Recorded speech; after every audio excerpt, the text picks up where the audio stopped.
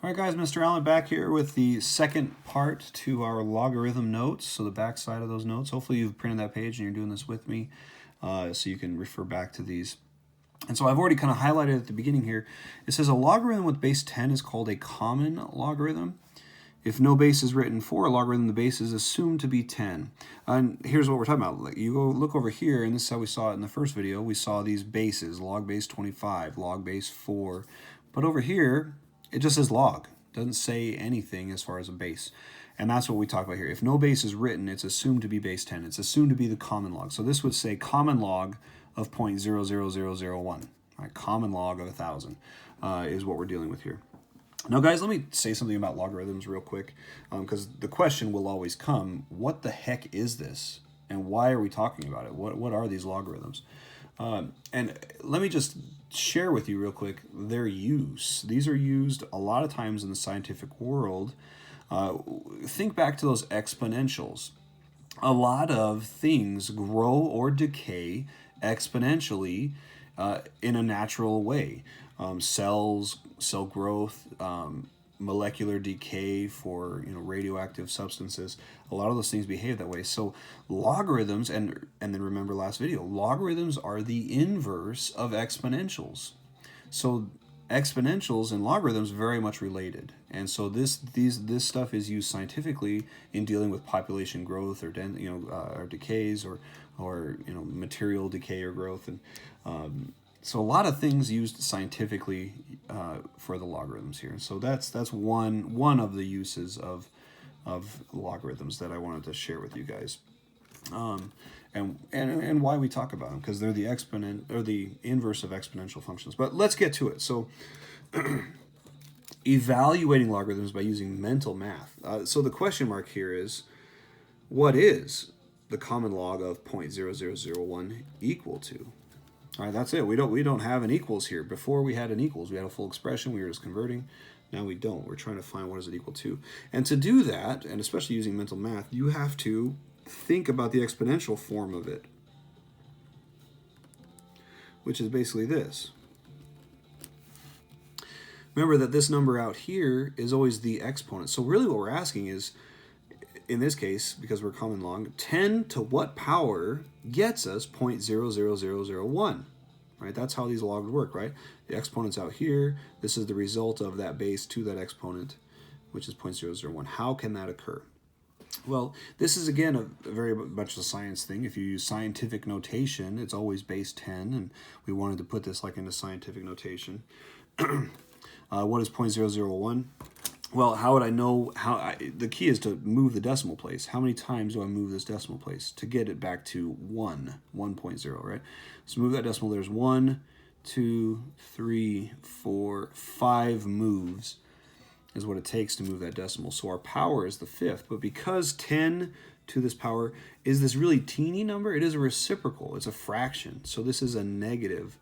And so this will be a -5. That 5 came from, we moved 5 spots. It's negative because this is like 1 over 10 to the fifth is what you'd get for that. So -5 is the evaluation of this. Log base 10 of 0.00001 is -5. 10 to the -5th gets us that. Okay, let's see the other one here. Log base 25 of 0.04. Again, we want to know what that equals. And so think of it exponentially. 25 to what power is 0.04? Well, let's think about 0.04 for a second. 0.04 as a fraction is 4/100ths, correct? That's the tenths place, hundredths place. So I could put 4 over 100 for a fraction. And then that does simplify because 4 goes into 100. That is a quarter, or 1/25th, not a quarter, 1/25th. Okay, so 1/25th is what 0.04 is. And so think of these now. Use the 25 to what power is 1/25th? Well, again, it's a fraction, so it is going to be a negative. And the 25 to the first power is 25. So this is a -1. Right, 25 to the -1 is 1 over 25, which those are the same, right? 0.04. Okay. Let's go log of 1,000. So 10 to what power gets us 1,000? You got to think again critically about that. We're looking for this. So 10 to what power? And remember, yeah, these are, I didn't really do the arrows, but this is what we're looking for, right? Question mark there. The question mark is that number. So we're trying to find, what is that? Well, 10 squared is 100. 10 times 10 is 100. Times another 10 is 1,000. So cubed. So 10 to the third. 10 to the third is 1,000. I'm going to try to go a little bit faster because this is the third time I've had to make this video because the other times I was so close to finishing, but we went over that 15-minute mark, which I can't do. YouTube isn't letting me do anything longer than 15 minutes. Like if it's 15:01, can't do it. Okay. Log base 4, so 4 to what power is 1/4? Well, it's going to be like up here, right? The 4 is on the bottom, it's the same. That's a -1, right? 4 to the -1 is 1/4. Okay. Down here, because logarithms are the inverses of exponents, the inverse of an exponential function, such as y equals 2 to the x, is a logarithmic function, y equals log base 2 of x. So those are inverses. Okay, these two are inverses of each other in kind of equation form. You know, we had more numbers we were working with up above, less numbers, more variables, y and x, y and x. So these are inverses. It has here stuff about domain and range. We're going to ignore that for now just because we don't have time. We don't have time in our online, and to quite frankly, we have more things to focus on. We're doing our online learning. We're not too focused on domain and range right now for these functions. So down here, we're going to learn how to graph these logarithmics. It says use the x values to graph the function, then graph its inverse. Again, it says describe domain and range. We're going to ignore that. So we're just going to graph the function, graph its inverse. And so our first function here is f of x equals 0.8 to the x. This is, think back to section 1 in this unit. This is an exponential, and this is a decay. This is a decay function, right? 0.8 to the x. So, and we're going to use these x values. Like it says, use the x values to graph. So create a table, right? That's always the best way to graph, or a good way anyway. -3, 0, 1, 4, and 7. And you're going to plug those values in. What is 0.8 to the -3? It's a 1.95. How do I know? I just put it in the calculator, guys. Just put it in the calculator. 0.8 to the 0 is 1. Anything to the 0 power is 1. 0.8 to the 1, anything to the first power is itself, so it's a 0.8. 0.8 to the 4th is a 0.41, 0.41. And then 0.8 to the 7th is 0.21. Okay, and those are rounded, and we're going to graph them, so there's going to be some kind of just guessing. You know, these aren't going to be perfect. We're going to put them in the best place we can that matches that. So let's go ahead and graph. We've got -1.95, so -3, and 1.95 is practically 2, right? It's just a hair under 2, so it's like right about there. We have 0, 1, 0, 1. We've got 1 and 0.8. 0.8 is maybe right about there. 4, 0.41. 1, 2, 3, 4, and 0.41 is just under half, right? And then at 7, we're at 0.21, which is just under a quarter. So maybe something like that. Okay, and then we'll go and graph. This is a nice smooth curve, because again, guys, this is an exponential. So I'm going to graph, and I get something like that. Okay, I didn't really label my axes, probably should have. So this is our x-axis. Here's our y-axis, right? So this is our original. This is our f of x. Graph. And remember, when we say graph the inverse, what we're doing is, if you think again back to last section, section 2, when we dealt with inverses, you have this nice diagonal line y equals x, and we're reflecting about that line.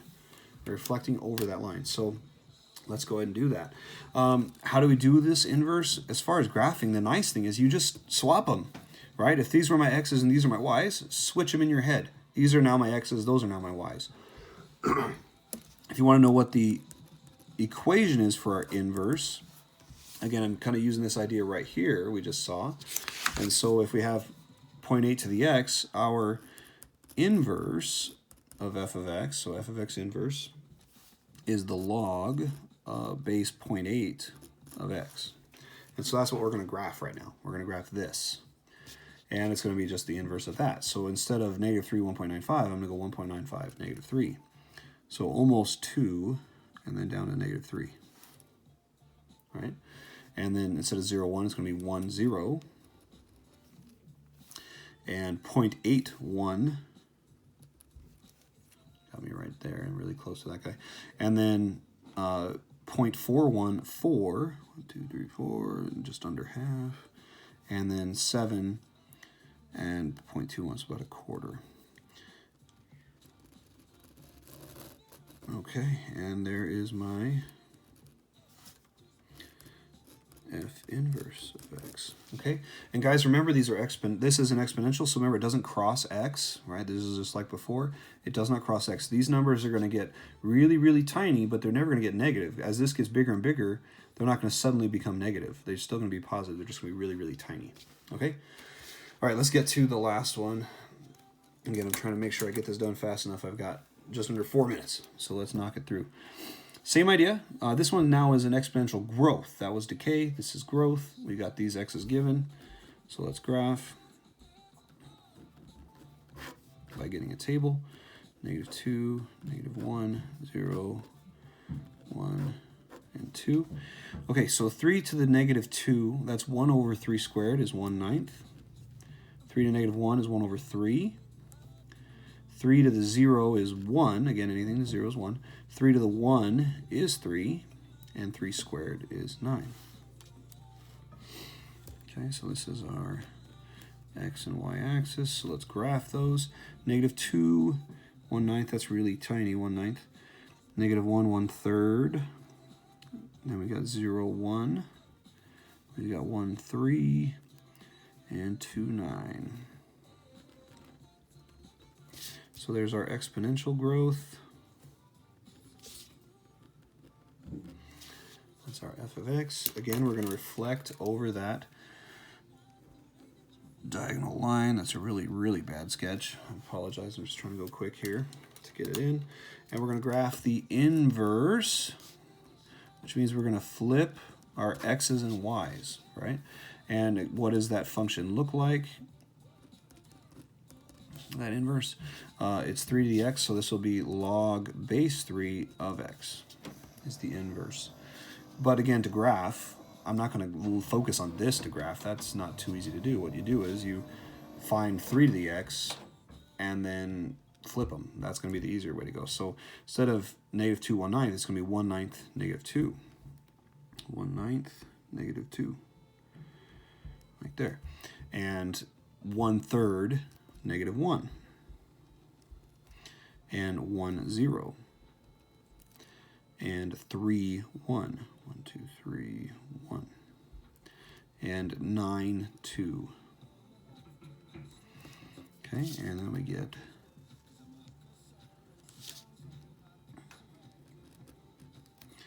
that inverse function.